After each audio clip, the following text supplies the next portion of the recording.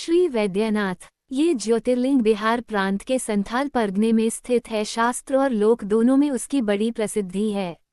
इसकी स्थापना के विषय में ये कथा कही जाती है। एक बार राक्षसराज रावण ने हिमालय पर जाकर भगवान शिव का दर्शन प्राप्त करने के लिए बड़ी घोर तपस्या की। उसने एक एक करके अपने सिर काटकर शिवलिंग पर चढ़ाना शुरू किए। इस प्रकार उसने अपने 9 सिर वहां काटकर चढ़ा दिए। जब वह अपना 10वां और अंतिम सिर काटकर चढ़ाने के लिए उद्यत हुआ तब भगवान शिव अति प्रसन्न और संतुष्ट होकर उसके समक्ष प्रकट हो गए। शीश काटने को उद्यत रावण का हाथ पकड़कर उन्होंने उसे ऐसा करने से रोक दिया। उसके 9 सिर भी पहले की तरह जोड़ दिए और अत्यंत प्रसन्न होकर उससे वर मांगने को कहा। रावण ने वर के रूप में भगवान शिव से उस शिवलिंग को अपनी राजधानी लंका में ले जाने की अनुमति मांगी। भगवान शिव ने उसे यह वरदान तो दे दिया, लेकिन एक शर्त भी उसके साथ लगा दी। उन्होंने कहा, तुम शिवलिंग ले जा सकते हो, किंतु यदि रास्ते में इसे कहीं रख दोगे तो यह वहीं अचल हो जाएगा, तुम फिर इसे उठा न सकोगे। रावण इस बात को स्वीकार कर उस शिवलिंग को उठाकर लंका के लिए चल पड़ा। चलते चलते एक जगह मार्ग में उसे लघुशंका करने की आवश्यकता महसूस हुई।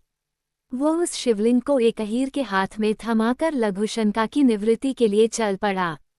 उस अहीर को शिवलिंग का भार बहुत अधिक लगा और वो उसे संभाल न सका। विवश होकर उसने शिवलिंग को वहीं भूमि पर रख दिया। रावण जब लौटकर आया तब बहुत प्रयत्न करने के बाद भी उस शिवलिंग को किसी प्रकार भी उठा न सका। अंत में थककर उस पवित्र शिवलिंग पर अपने अंगूठे का निशान बनाकर उसे वहीं छोड़कर लंका को लौट गया। तत्पश्चात ब्रह्मा, विष्णु आदि देवताओं ने वहां आकर उस शिवलिंग का पूजन किया। इस प्रकार वहां उसकी प्रतिष्ठा कर वे लोग अपने अपने धाम को लौट गए।